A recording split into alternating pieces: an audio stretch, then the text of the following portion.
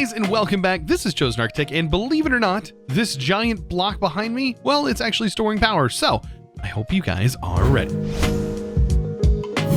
So today I was thinking about making the Induction Matrix, which is basically a giant power storage system that would allow us to store power from anything that we're generating power from. And it is a part of Mechanism. But as I was looking through the recipes for this, right, and I was realizing, oh, there's a whole other step required before I can even get started with this. I don't remember this being that way before this version. So this is probably version specific. And this is part of the new Mechanism V10, right? So Lithium Dust, that is new. I mean, it's probably not new, but it's new to this recipe from what I remember. So to get a hold of Lithium Dust, we have to go through a whole nother step, right? We need a chemical crystallizer, so more of this stuff, more going through these processes. We also need a rotary condenser, which we've dealt with before, to get the or to convert the liquid into the lithium, or the flowing or liquid lithium into the gas lithium. And then we need this right here, thermal evaporation controller, but it's actually a thermal evaporation plant is what we need. And it takes up a little bit of space to build this thing. It is not going to be super crazy to build it.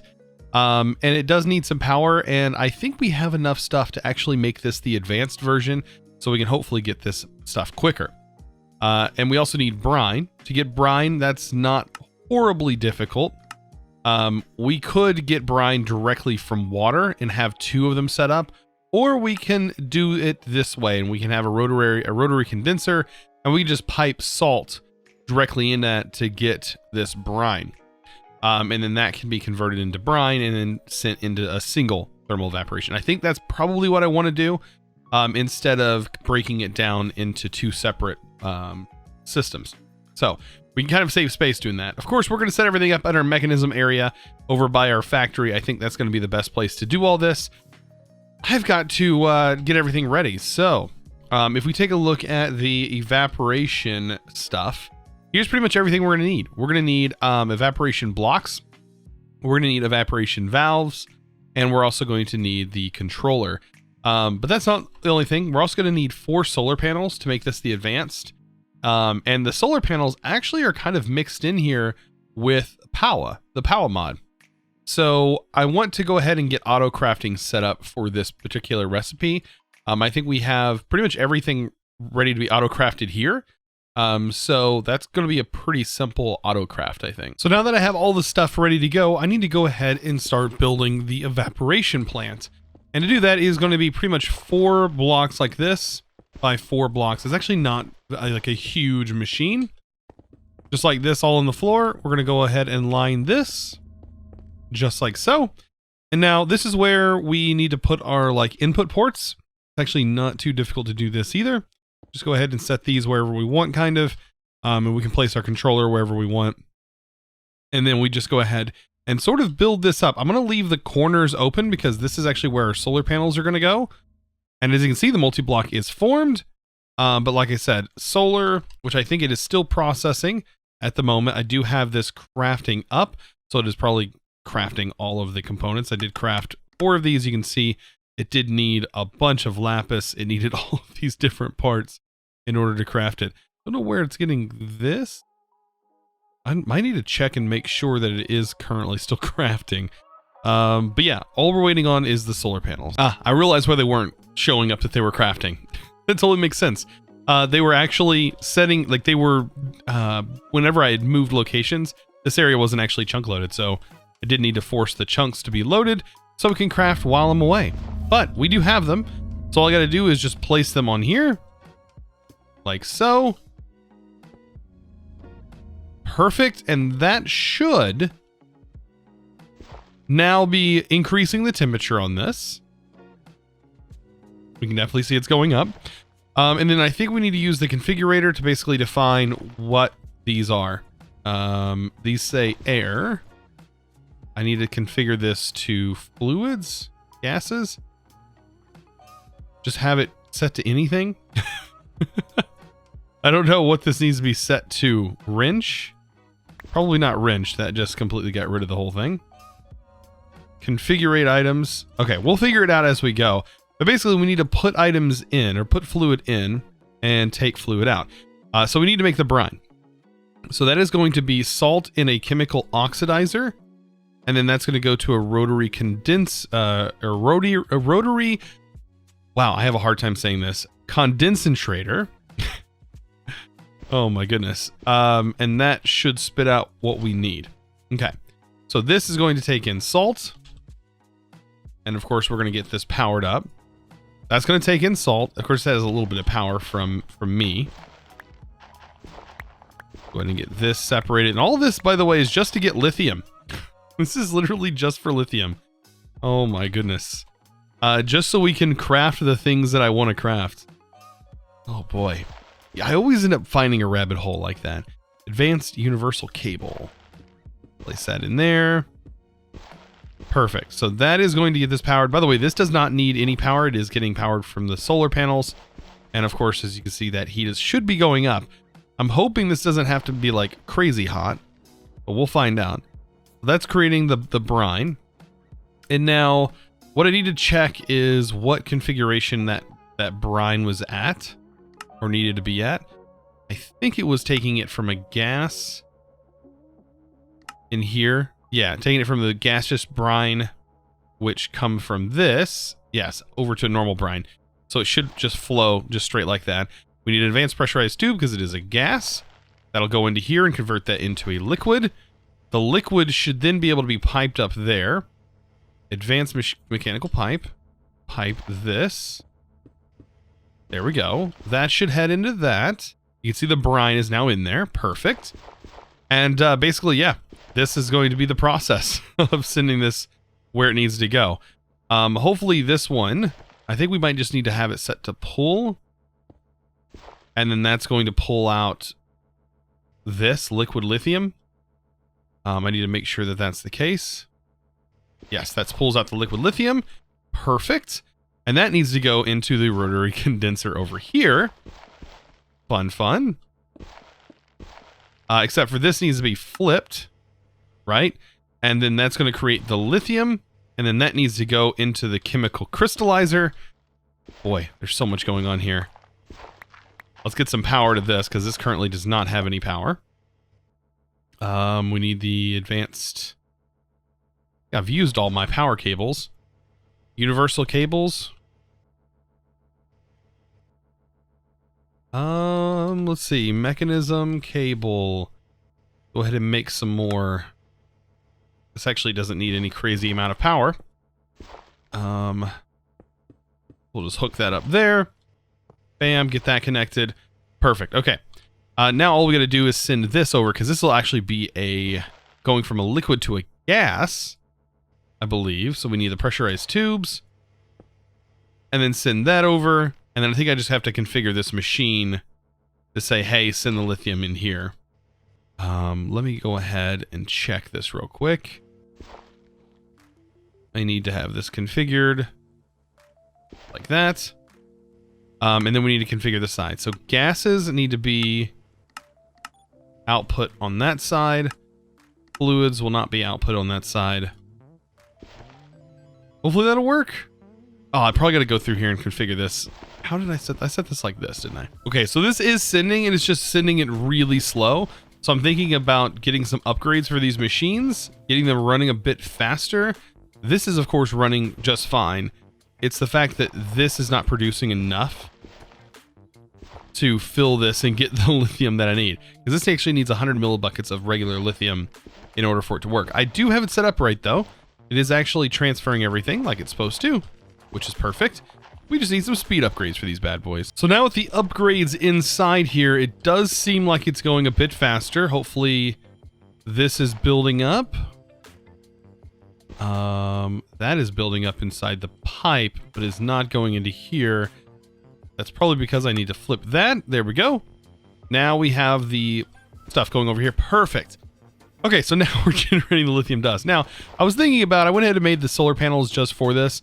I think I'm probably going to switch this over to water just so it is working on its own and doesn't need to rely on this. However, I might hook this up. This is the same kind of brine that it is going to accept anyways.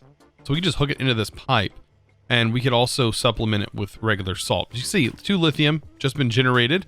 These do not have any speed upgrades. These have max speed and efficiency upgrades in them. As you can see, it's going pretty fast, but I'm not going to be able to continue to farm salt, like just salt after salt. Like, I'm not going to do that.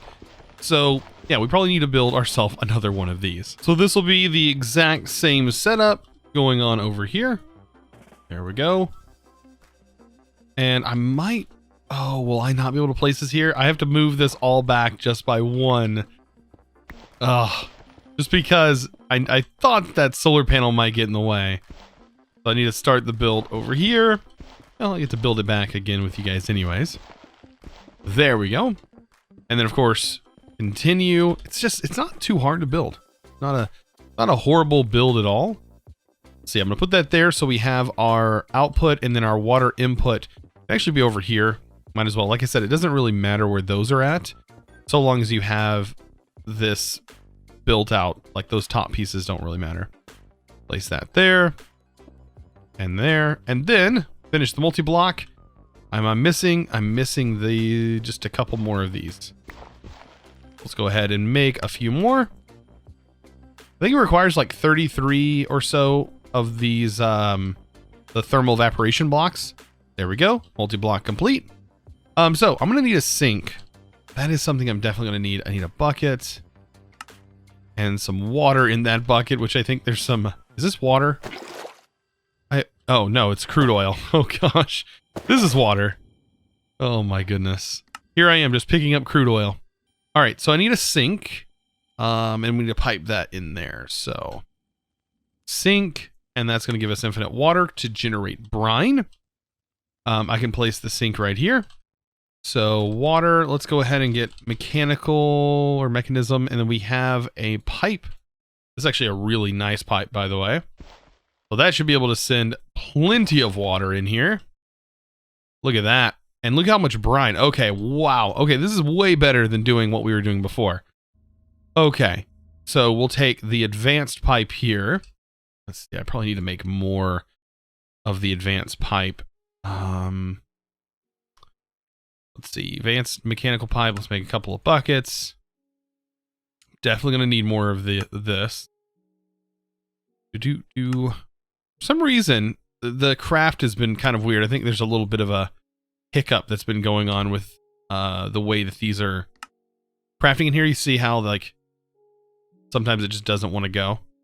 I wonder if it's because I need to make mechanism. I need to make a bunch more of these. Go and start those up. There we go. So that way I can get that pipe rolling over. I think this should be, yeah, this is a mechanical pipe. I just need to route that into this section, and that should automatically send. Make sure this is set to that. Of course, this is going to be set that way. All right, let's go ahead and get these. All right, mechanism. Pretty sure I crafted some of these.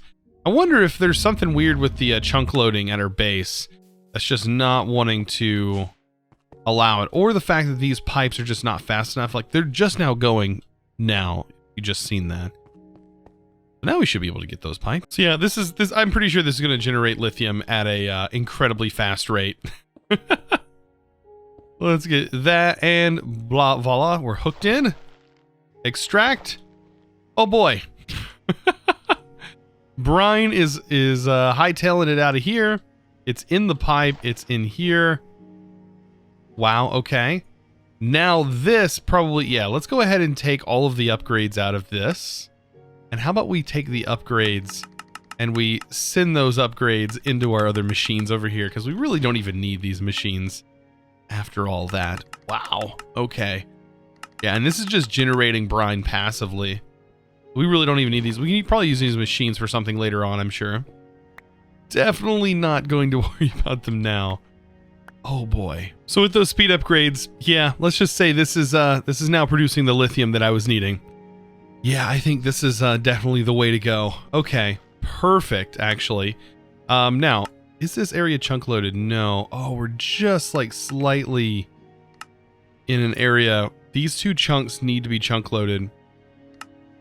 Hey, I can actually do that.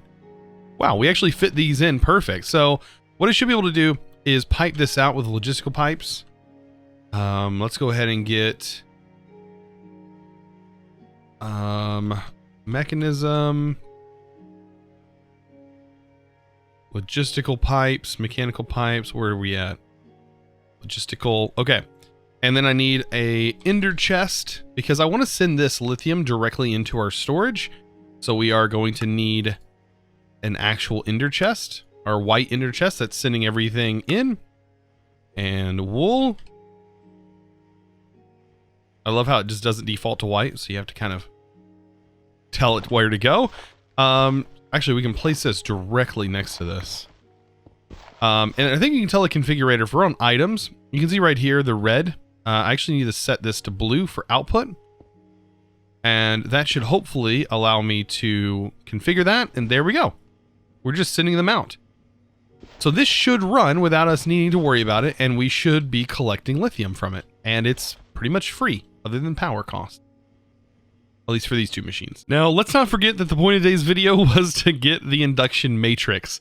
So we still need induction casings. Now, if we set this up, we could technically set it up so that way we only have one basic induction cell, and we have it set up so we only have one basic induction provider. And I think this will be fine for right now. This is going to hold 1 billion RF. You see GFE. It's going to hold 3.2 billion RF. So if we make the smallest one, we can still, use it. Let's just put it that way. So to wrap this thing up, it is going to be 2 blocks in this direction. We also need an import right here. So on each side, I'm going to have 2 of these. So we do need 2 of these guys. So 2 elite is what we need. We need to make sure we have at least 2 elite. Now, the best thing for me to do is probably to go ahead and set most of this up for auto crafting, I think. Actually, I have a power cube already. I just basically need to make 4 energy tablets. And then we can technically make this pretty quickly. This right here also, we need another energy cube as well. So I need to go ahead and make an energy cube. I need some steel. And there's a bunch of stuff that still needs to be made that I need to go ahead and get processed up. Other than that, I think we have enough basics just laying around that I think I should be able to at least craft these 2 blocks. So I think a really nice place to set this is going to be here. Now, even for the smallest configuration that we can set up still requires 32 induction casing. But the induction casing is honestly not that expensive to make. You are going to need 2 induction ports, but of course you get that with a single craft. And you're going to need a basic cell, and you also need a basic provider. These are the 2 things you have to have. Now, you are going to want to place the induction ports and have them connected to where the induction provider is at. So if we build this out, let's just go ahead and build it out like this, for example. Right here will be my cell. Here will be my provider. And then I'm just going to show you the induction port. I'm going to have one on one side that's going to be an input, one on the other side that's going to be an output, right? And then we need to just surround this inside the induction casing. That's pretty much it. And this is a multi-block power storage device that is going to hold 3 billion, at least with this simple configuration. This is just the base tier. Basically taking 2 of your basic storages over here, 2 of these basic energy cubes, and you're getting yourself out of 2 of them, like 3 billion worth of storage, which is way more than what they are. So let's go ahead and place this. And once we get the last block placed, there we go. We can tell it's a multi-block, and you can see we have an induction port and we have another induction port over here. Now you can change this by doing this. Now this is an output, right? So we have an input over here, input, green, red, output, right? And then of course we can click on here to access all of the information about our power. And we can see the matrix statistics and all kinds of information about this. And like I said, this can always be expanded. You can add more cells. I think providers, you can add more providers, I think, to increase the input, total input and output. It will tell you the capacity. It will tell you how much you can actually input and output. So let's talk a little bit about how we're going to do that, because at the moment, anything that generates power is connected to the same network that sends power everywhere. And that's a little bit weird. And a lot of people I've gotten so many messages asking, how do you split your flux network system into 2 separate networks So that way you have an input network that can store into a buffer and send into a buffer, and then have all of your power come out of a buffer. That is where it gets a little bit more complicated. Underneath here, we have a network node. And before I go about changing anything, I need to realize that we currently have a network set up that is right here. We have a single network that is going on. And this one's called like architecture. What is it? This was named by chat, by the way. Giver of life, architectural giver of life, or something like that. So this is, consider this our output. That's what I'm gonna consider this as our output network, because I don't want to have to go and change everything that we have power hooked to. So let's go ahead and get a plug, and we're actually going to connect this plug to and call it our output. If I can, there is a horrible noise that is behind me. What is going on here? Oh, we need blaze powder. Okay. What in the world? I have rats in here? I got to get those rats out. They're eating the honeycombs. Oh my gosh. Goodness. How do they even get in there? Oh, they must have got in here through that. Interesting. Okay. Anyways. Yeah, we need a plug. So plug. And this is going to be basically the same thing that's currently hooked up to this reactor. Go ahead and grab a plug. I'm going to have to make a few of these. And my goodness, all of the stuff needed to make a plug. Okay, and this plug is going to be hooked to what is our output, right? This is our input, this is our output. So this is where the power is going to come out of the buffer. And we're going to set this to the same network here, right? That we have everything else hooked to. I want this orange network to be my output and what sends power everywhere else. So what we need to do is anything that generates power, we now need to change it. And at the moment, this is pretty much all we have that is generating power for us, that is going anywhere. And that is actually below this, which is under here, and is just connected to a simple plug. Perfect. So once we get down here, we can see that this is now set. And it is still sending power everywhere, right? Because it's not being sent into that buffer. So what we need to do is we need to also get a point. And this point is going to have a network change. And we could probably go ahead and change the network here. I'm going to place this on here. And then we need to go over here into this and go into create network. And we can say input network. And then we set this to red. That's okay. Or actually green, because it's hooked to the green one. Make sure this is set to public for me, so that way you guys can play with this world. And I'll create this and I'll set this to input. All right. So now we have an input network. So that means we should probably change this plug to that input network. Now this is going to be inputting power into here and nowhere else. It's going to be storing power in here. And then this is going to be pulling out power to feed to any of our other machines that are hooked up. So that's how you create two separate networks. I hope that wasn't too confusing. And this is how you create a buffer in your network, so that way, if things aren't using power, it can be storing a little bit of it. You can see it's slowly storing power, which is great. And you can also manage your statistics and see a little bit about this, like how much power is it receiving and how much power we're outputting. This is going to be very useful later on when we start to get into other machines. And of course, we can always move this thing around. It will still have that power stored inside of the cells. Well, guys, now that we got our power storage, I think it's time to thank our sponsor for today. And that is going to be a huge thanks, if I can spell thanks right, as always, is going to go to Darren Chirk. Wow. Thank you so much, by the way, for your patronage. I really do appreciate it. And guys, if you're interested in becoming a Patreon yourself, of course, you can find that all linked down in the description below. Guys, I hope you enjoyed today's episode. Of course, if you did, be sure to click that subscribe button if you haven't already, and also give this video a huge thumbs up. A lot of work does go into these videos, so I hope you guys enjoy them. And of course, as always, thanks for watching.